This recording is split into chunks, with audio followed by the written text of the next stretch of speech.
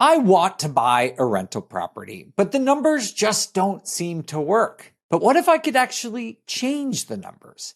It's actually possible. You do have options. There are things you can do right now to increase your property's value, generate higher rents, and turn bad investments into good ones.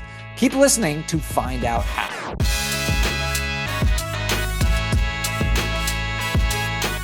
Hey everyone, Dave here. I'm the head of real estate investing at BiggerPockets, where we teach you how to achieve financial freedom through real estate. Today we're talking about value add, actions you can take as an investor to make your property more valuable. This can be as quick and easy as adding an accent wall, or you can do some moderate renovations to add an extra bedrooms, or you could scale all the way up to a full gut renovation. Today, to help me talk about what value adds are actually worth it and will deliver an ROI for you, I have Henry Washington with me. Henry's been doing value add projects basically since the start of his investing career. So he's going to tell us which upgrades are actually worth it and how to identify which properties are good candidates for adding value before you actually go and buy them. Henry is also going to tell us one of the conventional, much talked about value add ideas that's actually not worth it and one that he's stopped using on his own deals. So make sure to stick around to hear that. Henry, what's up, man? What's up, buddy? This is in my wheelhouse. I'm excited to talk about it. Have you always been a value add Absolutely. investor? Absolutely. Like your first deal, were you already doing renovations and adding value? Yeah, my first deal, we added value simply by charging market rents, which is one way you can add value, right? Yes. If they're under rented for their current status, you can do that. But yes, and then after that tenant, we did renovate that property. So we've been adding value since day one. Why did you choose this strategy of buying things that aren't necessarily up to their highest and best use and then adding the value yourself rather than buying something that's stabilized and just ready to go? Well, because it's called real estate investing and investing is the key word, right? Because if you're investing in anything, what's the basic principle, right? The principle is to buy low, sell high, right? Buy at a discount and then monetize at the higher value. And when I started researching how do you buy at a discount in real estate, it's always synonymous with buying some level of distress. So that's how I got into it and then fell in love with it. That makes total sense. It's such a great way to make money. I admit I am a reluctant value add investor. I always want to buy things that are just ready to go, even if that means there are less returns. I've done plenty of cosmetic rehabs. I've done burrs. I am learning how to flip now. But for a long time, I felt, at least when I got started in 2010 and when I was buying properties, last decade, it was kind of easy to just buy something that was not super complicated. Mm-hmm. And a lot of times the value add that I would do was just kind of a cherry on top. It wasn't necessary for any of my deals to pencil out, but I am trying to learn more and be a bit more aggressive about value add. And so I'm hoping to pick your brain a little bit more about this today. And I think everyone listening will learn a little bit from Henry about where to focus your time, your money, your energy within the really broad spectrum of things that fall into the value add bucket. Let's do it. All right, cool. So I want to start with just like easy stuff. Let's talk about low cost, easy things. If I wanted to, buy something and put $5,000 into a property, let's call it a rental property, not a flip, because you're not flipping a house for $5,000. Where's the bang for my buck going to come? Yeah. When I think about adding value, I think there's a couple of buckets, right? So adding value can be where you're doing something that truly increases the value, like the work that you do will have a direct impact on the value of the property, right? So that's thinking of things like adding square footage, right? Because now your cost per square foot is higher. That's things like adding bedrooms, bathrooms. Those things have a direct impact on the value of the house.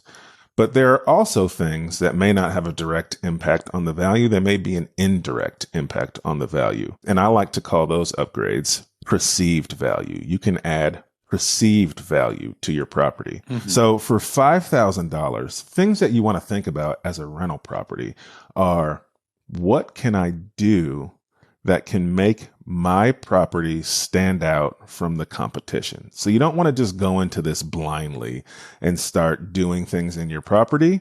You want to look at, what are the competing rentals in my market, in this neighborhood, and what features do they have and not have so that you can add? And so for that $5,000 price point, think about things like, can I add nicer countertops? Can I add kitchen backsplashes? Can I take a bathroom and take the plastic insert out and do tile to the ceiling around that? All of these things don't necessarily add direct value, but they add perceived value. They add wow factor. Mm-hmm. One of the most inexpensive things that we do that helps us get better tenants at higher rents is doing feature walls.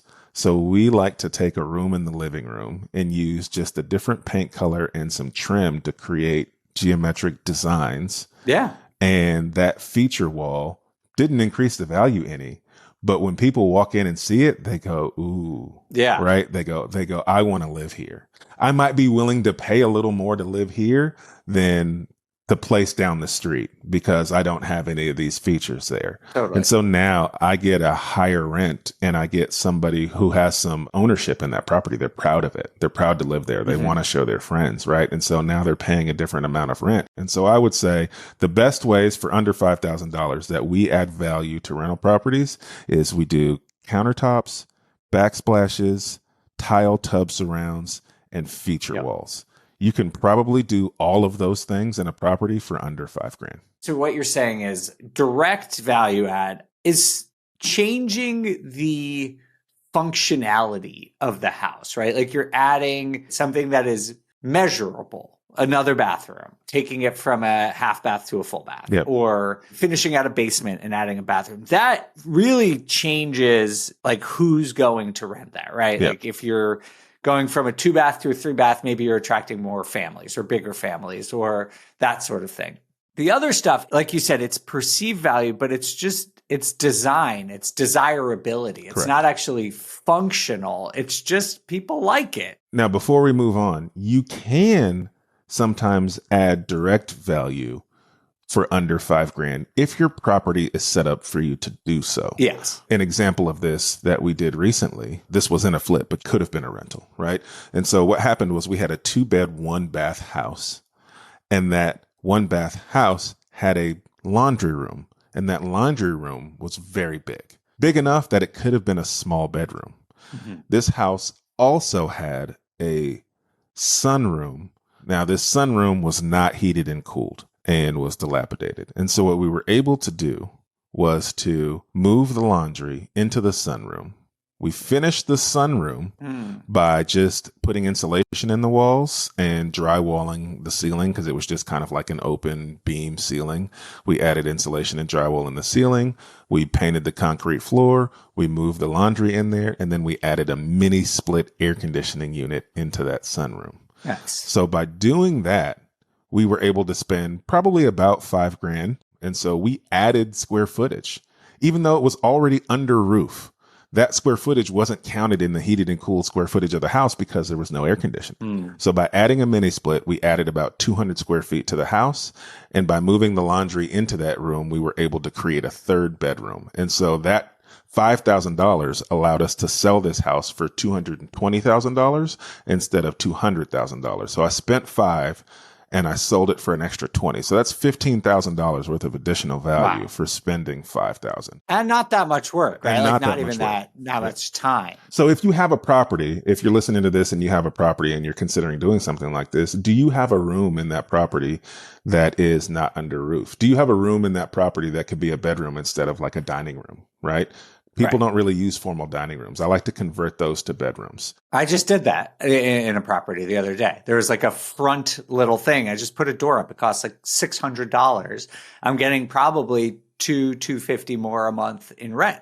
because of that. Boom. Can you convert a garage?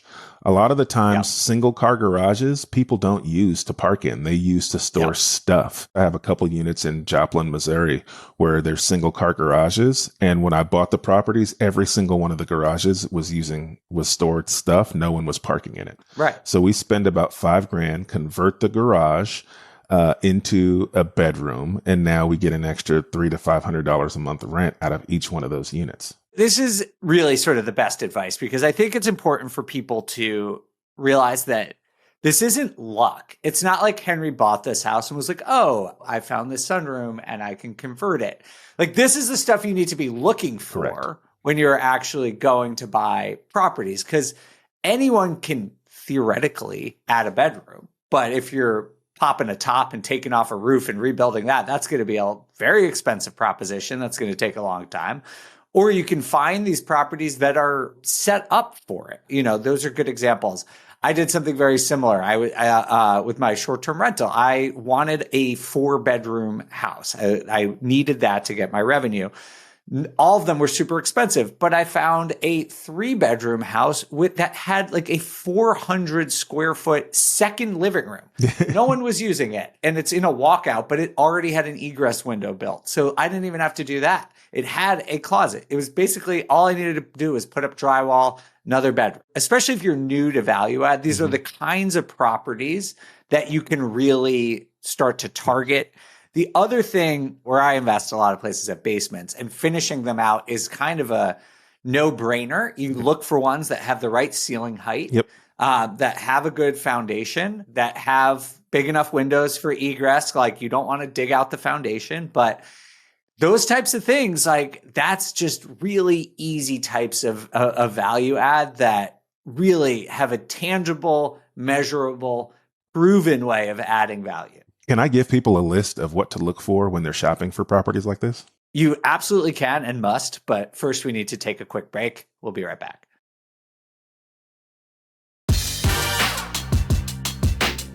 We're back on the BiggerPockets podcast, and right before we left, Henry teased us with some shopping list that he's going to share with all of us about what to look for when adding value. So Henry, take it away. One of the first things you want to look for homes that have bedroom and bathroom counts where the square footage seems too big for that bedroom and bathroom count. Yes. Yeah. Like a 2,400 square foot with 2 beds. Yes, like, exactly. That's not right. If you've got over 2,000 square feet, 2-bedroom house, there is room to convert something to a bedroom. There is room to add some value. If you're looking at a 3-bed, 2-bath house and it's got 2,500 to 3,500 square feet, there's probably room. Look for properties that have sunrooms. Sunrooms typically are not heated and cooled, and you can easily add some drywall and add some flooring and add some insulation and a mini split air conditioning unit, and you can get added square footage. No, sorry, I'm just laughing because this is just bringing up my childhood. My dad did this where he like converted a sunroom to my bedroom. I just think he skipped the insulation and adding heat part because it was just freezing my entire life. And this was in New York. I was just always cold. There was never heat. I think he might have missed that critical step. Yes. Sunrooms. We have made a lot of money by converting sunrooms to heated and cooled square footage. And they're easy properties to find. It's typically called out on the MLS listings that they have those features. And so you can literally search for them. A lot of them are not heated and cooled. And yes, you can look for properties with basement units. And Dave is absolutely right. When you're looking at properties with basements, you want to make sure you check that ceiling height and check the egress size of the windows, because you want to be able to legally get somebody in and out of that window in the case of an emergency for it to be counted as an actual bedroom. And then you can also look at properties with single car garages, because properties with single car garages give you the option. You can convert those single car garages to bedrooms. But when you're looking for that, you want to make sure you check the competing properties in that neighborhood, because you don't want to be the only house with a converted garage. You want to make sure that that is something that is happening within the neighborhood, because if you're the only one, then your desirability goes down. My personal favorite these days that I've been looking for, and I've done this in the past too, is I love a basement that is the ceiling height that has a separate entrance. Oh, yeah, absolutely. Especially now with all the upzoning that's going on in areas, like you could turn places into second units. Check the zoning, but the upside of adding a whole nother unit is just enormous. And yeah, we've sort of gone on a tangent here. We started with $5,000. Now we're just talking about the best value. That's $30,000, $40,000, something like that. But a whole unit, I mean, that's going to pay for itself in a year or two. That's an incredible return on your investment. So that's something I definitely look for. Same thing as an attic too, similar to a basement. Yes. Like if you find an attic that is not going to be swelteringly hot and the roof lines aren't super weird. Yeah, for it to be inexpensive, you have to have access to that attic in a way that's not weird, meaning you got some normal size stairs to get up to that attic and you don't have to build out a stairwell because that can be expensive, especially if you have to do it to code.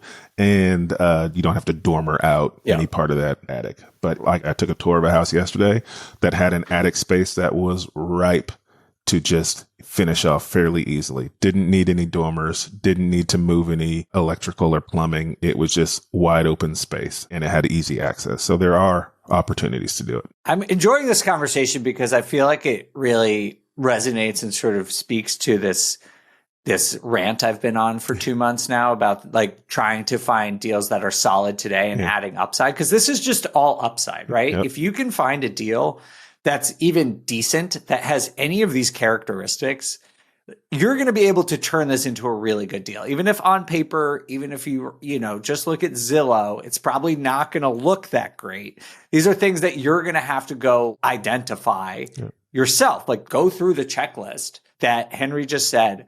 Tell your agent that this is what you're looking for. Absolutely. Say, find me a 2,500 square foot place that has 2 or 3 bedrooms and I'm going to add more. Like these are things that they can put into the MLS. This is a buy box that is very feasible, that is very achievable. You just need to identify which value add projects you are comfortable taking on and then just go pursue them because these deals are out there right now. Absolutely out there. We find them all the time. Before we move on, I thought of one other less expensive value add that's made me a ton of money, particularly in Denver, is fencing in a yard. Oh, because so many people have pets, dogs and kids, and they want their yard fenced in. This is a low cost thing that people will pay money for. And they're not going to do it themselves. So fencing in a yard is another really good one for driving up rents. Great. But before we move on, are there any under $5,000, under $10,000 value adds that aren't worth it, that you've done and say, actually, that didn't give me an ROI at all? Things that I have not gotten an ROI on are supplying my own appliances like washers and dryers. I found that cost me more money than it made me. Really? Even on a rental, or is that on a flip? On a rental. Really? Yes. What I've learned is it is best to provide the functionality, but not to provide the actual appliances. So people buy their own washer dryer? Absolutely. It was my property manager who actually had to pull a report to show me that it was more cost effective to provide the place for them, but to not provide them. I've saved so much money by now no longer supplying the washer and dryers. A lot of the times people would want to bring their own. And so I've spent the money and then I'm having to put these in a storage unit somewhere. But most of the time it's just maintaining and replacing these units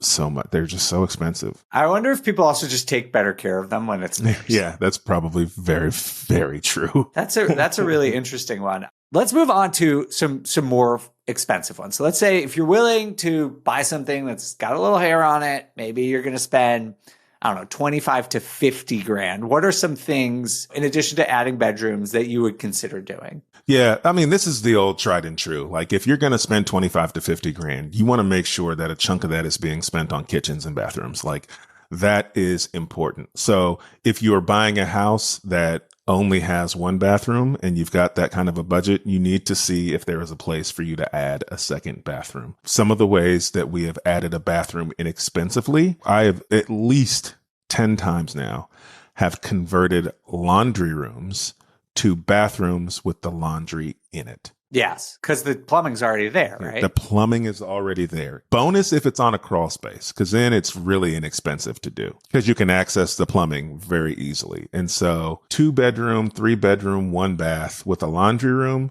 you can typically fairly easily turn that laundry room into a bathroom by adding a toilet and a tub shower and a small vanity. And then what we typically do is take that laundry and make it to where a stackable fits better so that it saves on the space. We have done this several times in flips and rental properties because that additional bathroom adds so much value, and it increases the amount of people who want to live in that home because there is more than one bathroom, and they could care less that their laundry is in there. What they care about is they've got an extra toilet and an extra shower. I want to talk to you more about kitchens because I've heard some conflicting opinions about renovating kitchens. We do have to take a quick break, though. We'll be right back.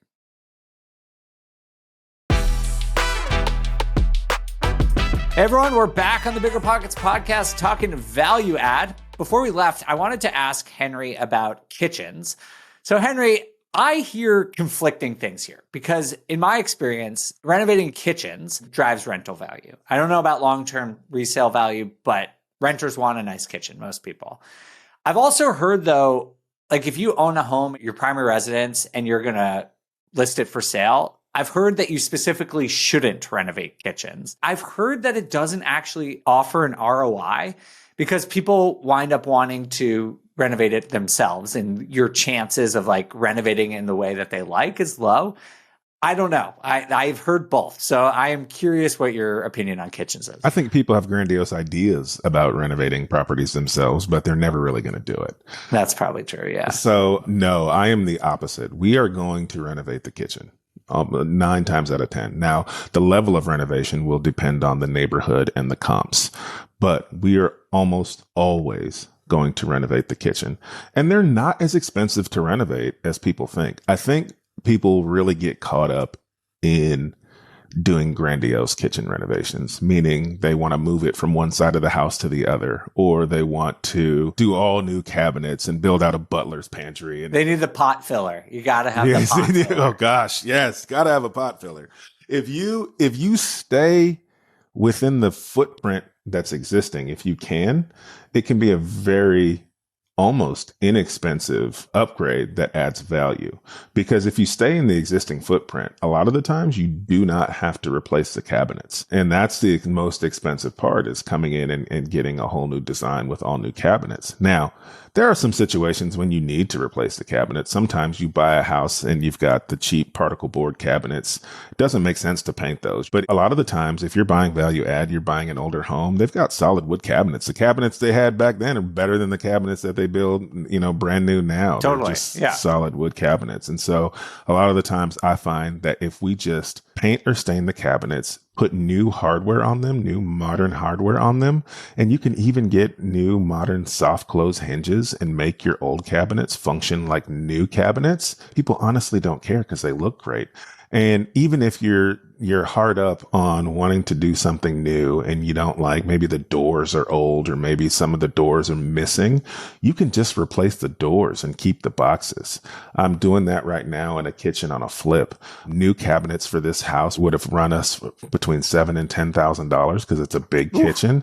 I'm replacing all the doors for $2,200 and it's going to look brand new. So if you can save your money on your renovation because you're not changing the layout, then you can remodel a kitchen fairly inexpensively by painting the cabinets, getting a backsplash. What's really cool about backsplashes is if you have a smaller kitchen, you can get a really high-end, expensive backsplash tile because you've got a small square footage of backsplash to put it in. So you can spend more money on a fancy backsplash tile and get the oohs and ahs because you're not putting it in a lot of places. Now, if you've got a ton of backsplash, then you're going to have to back off a little bit on that and pay more attention to the design. And then countertops.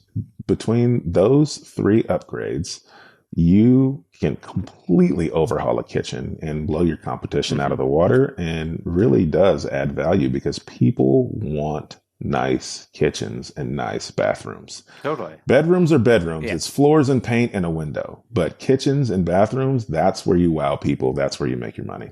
Totally. I mean, when I go into a house, I look at the kitchen first. Yeah, I don't know about absolutely. you. Like that's Yeah.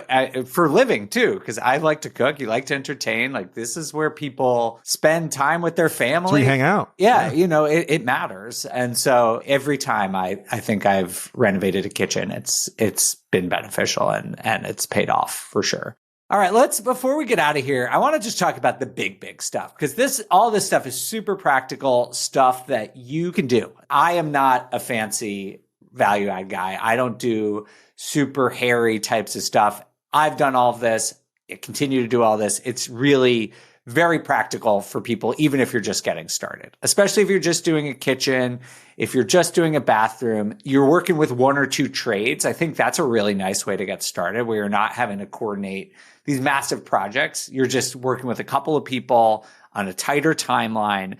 And for me, that makes these projects feel a little bit less risky and a little bit more manageable. But let's talk about the big ones. If you were going to buy something that really just, it needs a gut rehab, like, first of all, should new people do this in the first place? Or is this something more for advanced, more experienced investors? Because I get this question pretty much every day. If you're going to do gut rehabs, you need some experience. You need a partner with experience, or you need to be working with a trusted contractor who is very experienced and can tell you where you're making mistakes. Because when you have a big budget and a big project, we can spend a lot of money doing things that aren't going to bring back the value. Yeah, it feels like the stuff that we've been talking about prior to the big stuff is all incremental. You're just looking for some upside.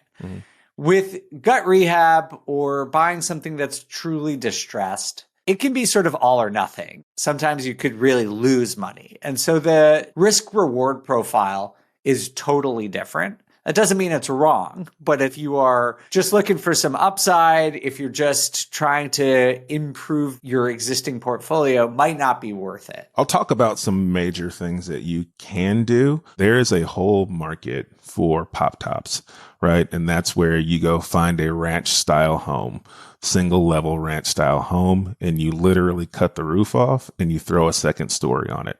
And that way you're adding bedrooms and bathrooms to the second story. And it's a cool niche because you're able to pay retail value for something and still renovate that property and sell it for a much higher price point because you're literally doubling the square footage. But again, this is not something that you as a beginner want to do because the permitting and engineering process is going to be a challenge with this. And you want to make sure that you're doing it the right way and that you're doing it safely. And it can be very time consuming and expensive. Another way to add value you had talked about before, and that is, can you take a single family home and make it a multifamily home? This is my favorite. Multifamily homes right now in my market, they sell for so much more than single family homes.